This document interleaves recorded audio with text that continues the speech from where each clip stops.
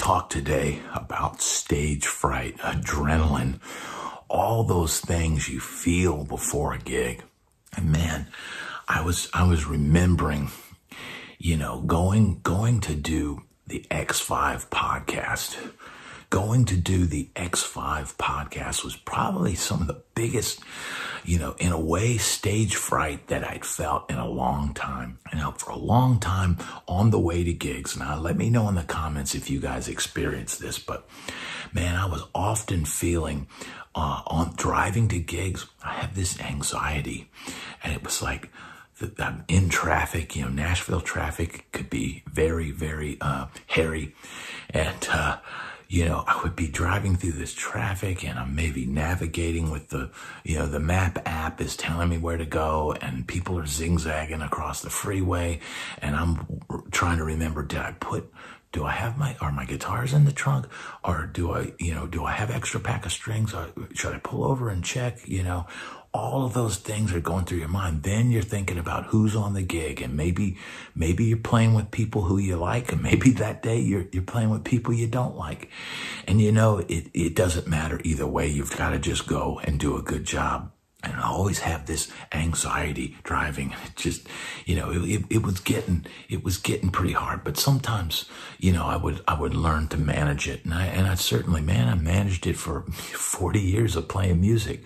But I remember when I was a little kid and I went to go play with my first garage band. And man, I just felt overwhelmingly sick. It was almost like my body was preparing me for a career of regret. Now, I almost kind of felt that at the time. I'm like, man, I'm about to take a path that's going to be a long, arduous, bumpy road. And here it goes. And it was almost like my body was telling me, or my mind was telling my body something. And man, I was like sick to my stomach and was really nervous. Now, I had tried to start bands before this and just couldn't even get around the fact of talking to a drummer, while I was like playing, it was just like, I didn't know what to do. I just started playing songs and the drummer's trying to play along, and I just didn't know how to like communicate and like, hey, let's try to play this, or let's do that. So all things you learn how to do. But this one time, this first, thing, man, I was literally sick to my stomach. And, but I went and I jammed with these guys and they loved it. And we started a band, and here we are today on YouTube. And it's just, man, but you never lose that. Sometimes, things would be easier. It felt like things on the road, if you're on a tour bus, you're kind of chauffeured around, whether it's on a tour bus and then you take a van to the hotel and then the van picks you up and takes you back to the venue and all that. That took the driving nerves out of it.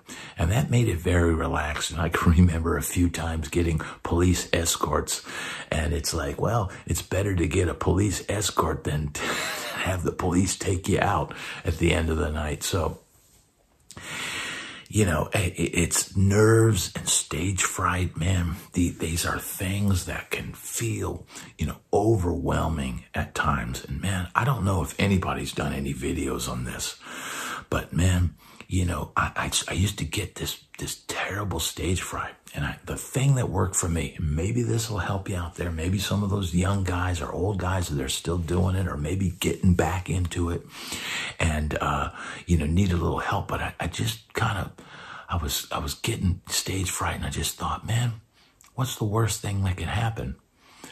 And, I thought, they're not going to kill me. I mean, you might get booed off stage. You might have a heckler, but what's the worst thing that's going to happen? I mean, yeah, if you play in some rough places, maybe some fights could break out. God forbid if there's some violence, in the club, and that certainly happens in certain places. So, please be wary of that. Be wary of where you book your clubs, because this live music, man, it can be in some rough places, just trying to go make your $50 or your $100 or whatever it is. But man, I just, had the revelation, like, look, what's the worst thing that could happen? And, except for the actual, driving to the gig, once I was there, man, I learned to kind of be like, it's no big thing. And that would be the same thing whether you're playing, a bar with 50 people or playing an arena with 10 or 15 or 20,000 people. I never really got, nervous where it would affect my playing in that situation. But you do get that adrenaline kick in. And that adrenaline kick in, man, it's like I was talking to Ira Dean. It's an interview. I don't know if it's going to air before this video comes out or if it's going to air after it.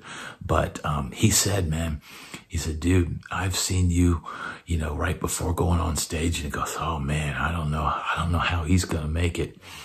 And I was off stage, kind of having a cold sweat and, looking pale and looking rough. He said, but man, when those lights came on and you went out there, boom, it kicked in. So, that is something, man, to think about, the adrenaline that you get. Sometimes stage fright is just that adrenaline getting ready to ramp up. And I remember as a little kid watching, a 60 Minutes episode on Arthur Fiedler and the Boston Pops. And Arthur Fiedler was this famous conductor of the Boston Pops.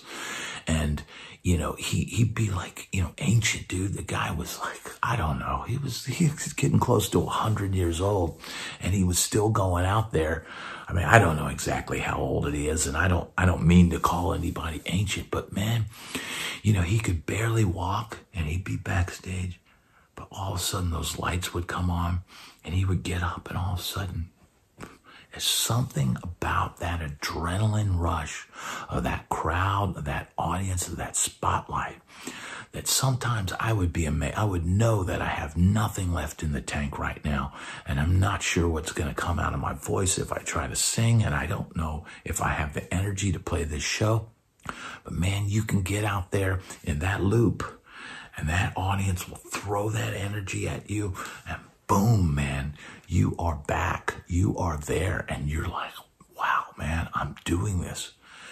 You just never know what you're capable of until you get out, get past that stage fright, get past that worry of going to your first band rehearsal. Or if you're an older guy that quit, 20 years ago and you're deciding to get back into it, you'll be surprised what you can do. You always know, if there's notes that you maybe struggle with in rehearsal or sitting in your room, once you get in to that live performance and those lights come on and that crowd goes out, man, there's something that kicks in, and all of a sudden those notes you thought you couldn't hit, sometimes they're right there, right where you needed them.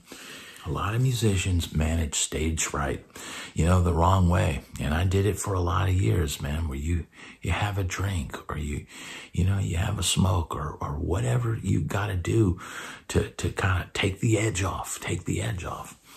And man, sometimes, you know what? Sometimes it's better to leave the edge on, man. I know, now I don't drink and I don't preach to anybody that does. Plenty of people enjoy it and that's fine for them.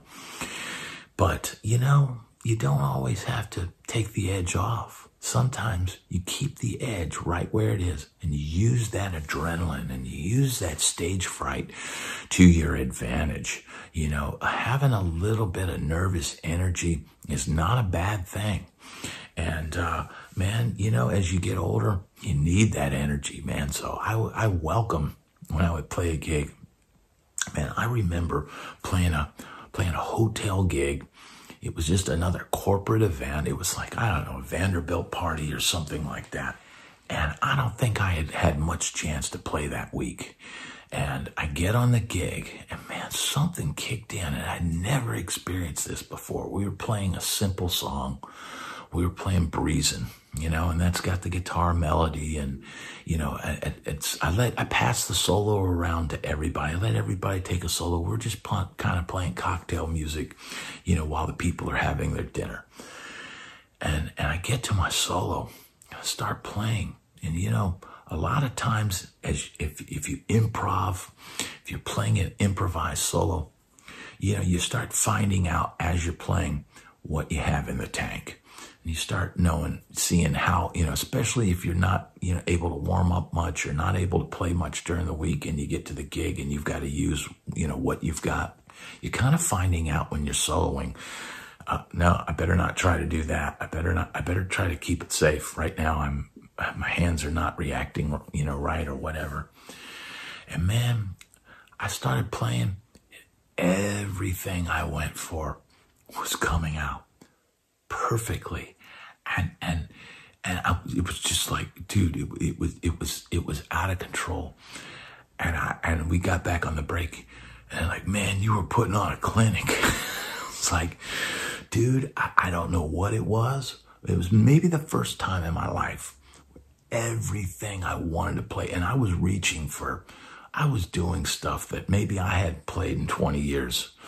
You know, back when you're 20 and you're concentrating on chops, and that's your pure, you know, that's your pure focus. You can play a lot of stuff, man. You can use that youthful energy in addition to your adrenaline, in addition to your stage fright. You know, when you've got youthful energy, you've got unlimited resources as far as what you have in the tank. And man, this one time, and this was only probably a year ago, and I just, man, everything I was trying to play, I was like, man, well, shoot, if I can play this, man, well, what about this? And I was just pulling things out of my you-know-what. And man, it was the greatest feeling in the world, but it was very fleeting, because I don't think I experienced that the rest of the night. It was back to normal, but it was something about that moment in time, that adrenaline kicked in, and that, you know, maybe fear of making a mistake. You can turn that fear, that stage fright, that adrenaline, you can turn that to your advantage and use it to be a better player. Don't let stage fright or fear of the unknown or fear of making a mistake, don't let that, you know, guide you as far as, you know, not doing it. You know, if you've been, you know, out of the band scene for a while, but you want to get back into it, you want to go to a blues jam, you want to go jam with some friends, you want to try and put something together, yeah, man, I encourage you to just go do it. Use the fright, use the adrenaline, use those things to your advantage. Don't let them debilitate you. Stage fright can be a debilitating thing. It can be crippling.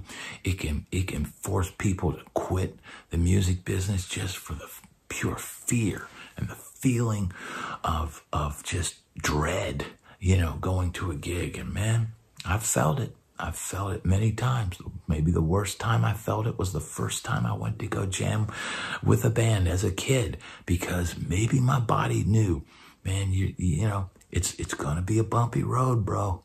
It's going to be a turbulent, bumpy road. But don't let that stop you. Use the adrenaline. Use the fright. Ride the wave and get out there and make music.